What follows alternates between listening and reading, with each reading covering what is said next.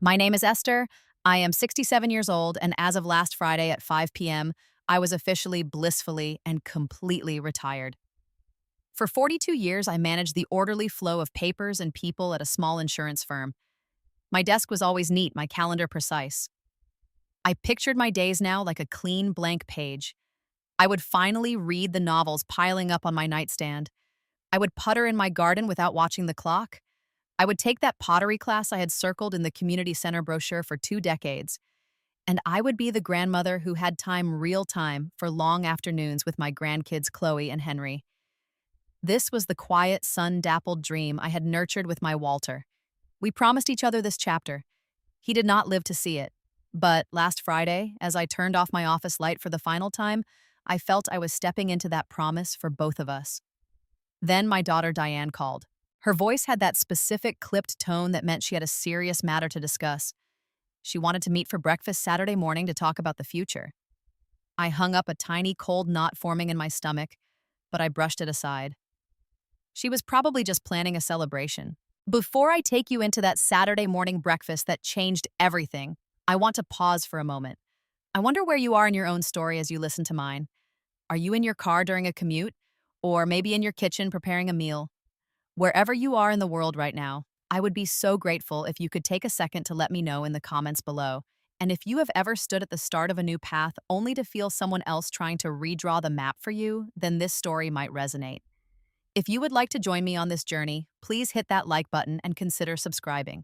Your support means more than you know. That Saturday, I put on a nice blouse, the one with the little embroidered flowers Walter always liked. I drove to the upscale bistro. Diane had chosen a place with chrome fixtures and menus without prices. She was already there, sipping sparkling water, her phone face up on the table like a third guest. She looked polished and impatient. There were no hugs, no "how are you feeling, Mom" questions. After the waiter took our order, she leaned forward, her hands clasped. "Mom, we need to have a practical talk about your finances," she began, her voice all business. "With Dad gone and now you on a fixed pension, we have to be realistic. Robert and I have discussed it extensively. We have our own financial goals, the children's futures, the mortgage. We simply cannot take on additional burdens. We won't be feeding extra mouths." The phrase hit me like a physical slap. Extra mouths. I was an extra mouth. I felt the heat rise to my cheeks, but decades of maintaining composure and difficult office meetings took over. I kept my face still, my hands folded in my lap. Diane continued, not seeming to notice or perhaps not caring about the effect of her words. "So I have a solution. I've gone to a lot of trouble, but I called in a favor. Robert's friend, Dr. Carson, runs a very high-end dental practice in the Ridgeview Plaza. They need a part-time greeter and appointment scheduler. It is just sitting, smiling, directing people. It is perfect for you. You will have a sense of purpose, some extra income, and you won't have to worry about being a strain. I told him you could start this Monday." This Monday, my first Monday of freedom, she had it all arranged. I looked at my daughter, at her impeccable manicure, at the diamond wedding band that caught the light. I thought of her sprawling house in the Hillside Grove development. This was not about money. This was about control. To her, my retirement had not ushered in a new chapter for me. It had created a problem for her that needed to be managed, a problem named Esther. I made my lips curve into the soft, accepting smile I had used 1,000 times.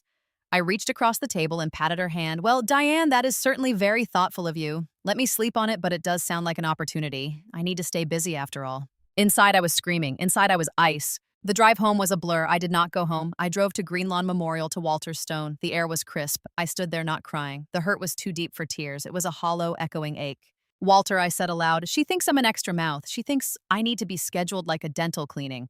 I got back in my car, but I didn't start the engine. I just sat. The image of myself in a stiff chair in a sterile dental lobby, smiling until my face hurt, greeting strangers while my pottery class began without me. It was a nightmare.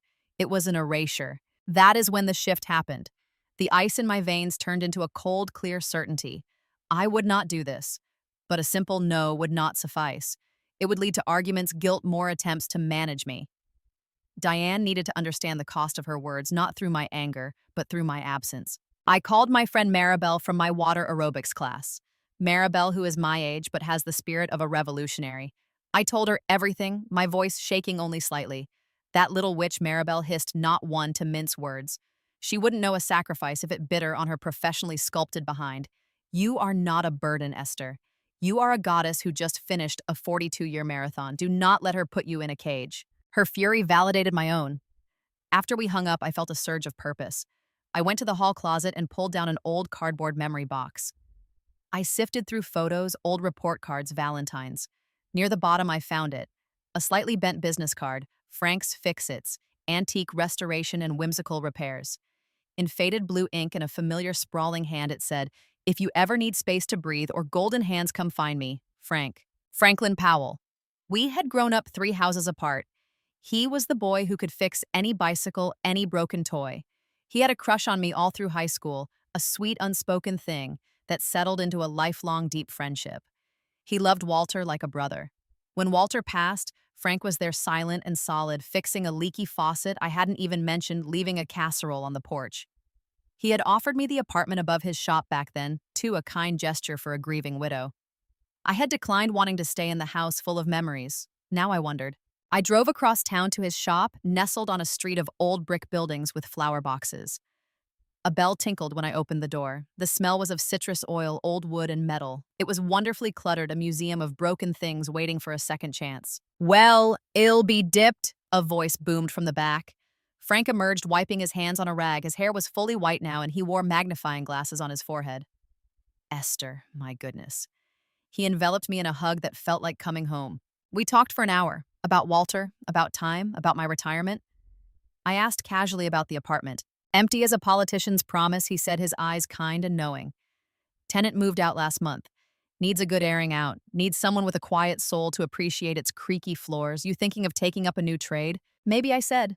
"But first, I might need a place to land for a little while." "Consider it landed," he said without hesitation.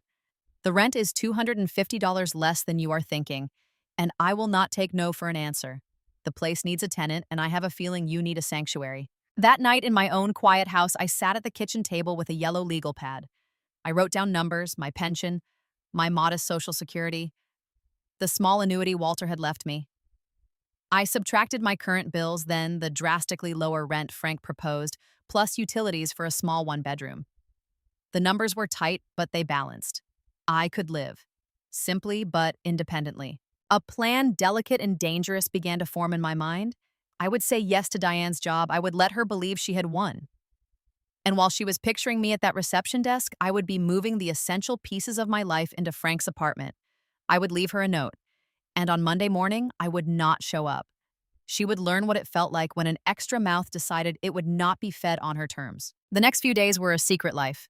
I began to pack, but not the obvious things. I took the small box of Walter's letters, our wedding album, the porcelain shepherdess my mother had given me.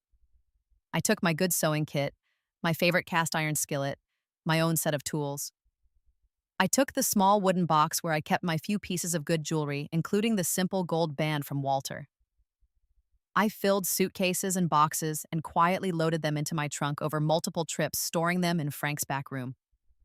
I went to the bank and withdrew enough cash for the first month's rent and a deposit, leaving my main accounts untouched.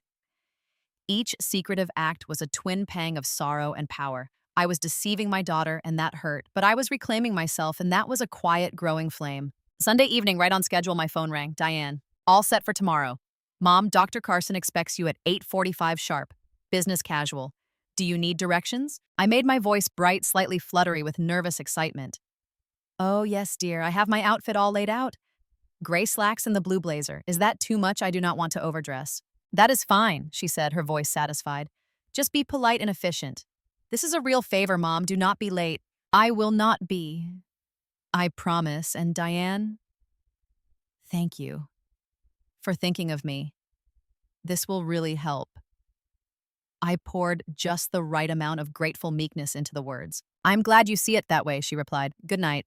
As I spoke those lies, I was carrying the last box from my bedroom, a box containing my journals and the Afghan I had crocheted while pregnant with her. Frank was outside in his old pickup, ready to follow me for the final load. The drive from my house of 35 years to the apartment was the longest 10 miles of my life. Every landmark was a memory. The park where I pushed Diane on the swings, the library where Walter and I would go on Saturday afternoons, the old diner, grief for the life I was leaving, warred with fury for the reason I had to leave it. But underneath both was that steady, firm resolve. The apartment was small, just a living room, a bedroom, a galley kitchen, and a bathroom. But it had huge windows that let in the afternoon sun and a tiny wrought iron balcony overlooking the quiet street. Frank had stocked the fridge with milk, eggs, and fruit. He had put fresh sheets on the bed. It was clean, sparse, and full of potential quiet. After he left, I sat on the sofa, the silence buzzing in my ears. It was not the silence of loneliness I knew from the big house. It was the silence of a blank slate. I took out a sheet of my best stationery and a pen. Dear Diane, I have given your generous job offer considerable thought. I have come to the conclusion that I deserve to be more than an extra mouth you feel obligated to manage. I have found a new place to live. Please do not try to find me. I will contact you when I am ready. Enjoy the peace of mind of knowing you will not have to feed me anymore. Mother. I drove back to my empty house one last time. I placed the envelope on the kitchen table right where she would see it if she used her key to come looking for me. I did a final walkthrough, touching the doorframe to the living room, the old wallpaper in the hallway. Then I walked out, locked the door, and drove away into the deepening twilight. I turned off my phone. The stage was set. I woke on Monday morning to sunlight streaming through unfamiliar curtains. For a disoriented second, I did not know where I was. Then I remembered. Freedom. I made coffee in the small pot and took my mug to the little balcony. The world below was waking up. A shopkeeper across the street was sweeping his sidewalk. A woman walked her dog, normal life continuing. I turned on my phone. It exploded. Missed call, missed call, missed call, text message, voicemail. The first texts were angry. Mom, where are you? Dr. Carson is waiting. This is so embarrassing. Then worried. Mom, are you okay? Call me right now. Then furious again. Are you seriously doing this? You are sabotaging me. You are going to ruin my reputation with these people. Then commanding, come home right now. This is not funny. I let them pile up. I drank my coffee. I watered the small fern Frank had left on the balcony. I waited until almost 10 o'clock. Then I took a deep breath and called her. She answered on the first ring. What in the world is wrong with you? Her voice was a shrill whip. Where are you? I am safe, Diane. I am fine. Fine. You are not fine. You are being irrational and selfish. Do you have any idea what you have done? I had to call Dr. Carson and make up a story about a family emergency. You cannot just disappear. I did not disappear. I said, my voice calm and even a flat lake to her stormy sea. You told me very clearly I was a burden. I am simply removing that burden from you. A sound of pure frustration ripped from her throat. How are you going to live? You cannot manage on your own. You have no idea. I managed for 42 years before you were even born, Diane. I think I can figure it out. This is about Dad, isn't it? You are lost without him. You do not know how to function. And then she said the words that unlocked the final door. You would not even know how to survive if it weren't for Dad and me. The calm inside me solidified into something diamond hard. Diane. I said slowly, each word a polished stone dropped into water. There is something you never knew. After your father died, the tuition for that prestigious design school in New York, the security deposit on your first apartment in the city, even a portion of the down payment on your house in Hillside Grove. That did not come from Dad's life insurance, and it certainly wasn't just Robert's generosity. It came from my pension, my future pension. Walter and I made the choice together. I worked 5 extra years, harder years, so I could take an early partial distribution without it affecting you. So, when you say you will not feed extra mouths, you should remember that this particular mouth is the one that fed your dreams. The silence on the other end was absolute. It was a void. It was the sound of a worldview shattering. I heard a sharp, ragged intake of breath. Then the line went dead. The silence from Diane after that was profound. It lasted for days. Then a single text arrived, cold and formal. I need you to return your key to the house for insurance purposes. Also, I need your new address for our records. It was signed Diane. It stung, but it was also a relief. The battle lines were drawn clean and clear. I mailed the key back with no note. I did not give her the address. Now I had to build a life not from the ashes of the old one, but from new materials. I went down to Frank's shop. I didn't ask for a job. I saw a delicate, tarnished silver music box on his workbench, its mechanism frozen. May I asked. He nodded, curious. With his fine tools, my steady hands, and an hour of focused patience, I had it open. A tiny spring had slipped. I cleaned the gears with a solvent, reset the spring, and polished the silver. I closed it up and wound the key. It played a clear, tinkling rendition of Edelweiss. Frank stared at me. Esther Miller, you are a secret genius. It is just patience, I said. It is a gold mine, he said. I get these in all the time. People pay good money to have them fixed. You want a corner of the bench? And so I became the unofficial restorer of small, sentimental mechanics music boxes, delicate jewelry, clockwork toys. Frank put up a small, elegant sign, Specialist Restoration by EM. He handled the clients and the billing, giving me a generous percentage. It was not a fortune, but combined with my pension, it was enough. It was work that required thought and care, not just a smile, it was mine. I signed up for the pottery class at the true community center downtown, not the fancy one where Diane might go. I got my hands muddy. I made lopsided bowls and vases with thick walls. I laughed with the other women. Maribel came over for dinner in my tiny apartment and we drank wine on the balcony. Life became small, slow, and deeply authentic. After a few weeks, I felt a need for one last piece of business. Not for her, but for me. I wrote Diane a long letter. I did not accuse, I explained. I wrote about the love Walter and I had for her, about our silent choice, about the pain her words had caused. I wrote, I am not doing this to punish you. I am doing this to remember who I am, someone who can stand on her own, and a mother who loves her daughter enough to teach her a lesson in respect that I perhaps failed to teach her earlier. I dropped it in the mail, expecting no reply. A week after the letter, my phone rang. It was Robert, my son-in-law. His voice was strained, uncomfortable. Esther, I did not know about the money. Diane always said it was from a family trust on my side. I was going over some old financial records this weekend. I saw the transfers. From your pension fund. I'm so sorry. The apology was not for everything, but it was for something. It was an acknowledgement from the other side of the wall Diane had built. Thank you, Robert, I said simply. The next Saturday morning, there was a knock on my apartment door. I opened it to find Chloe and Henry standing there, looking slightly awkward. Hi, Grandma, Chloe said. Mom said to bring you this. It was a slightly lopsided, somewhat over-browned loaf of banana bread in a tin-foil pan. Henry thrust a handmade card at me. On the front in crayon, it said, "We miss you." My heart squeezed. Diane was using the children as a bridge. It was manipulative, but the bridge itself was made of my grandchildren whom I loved. I welcomed them in. We ate the crunchy-topped banana bread.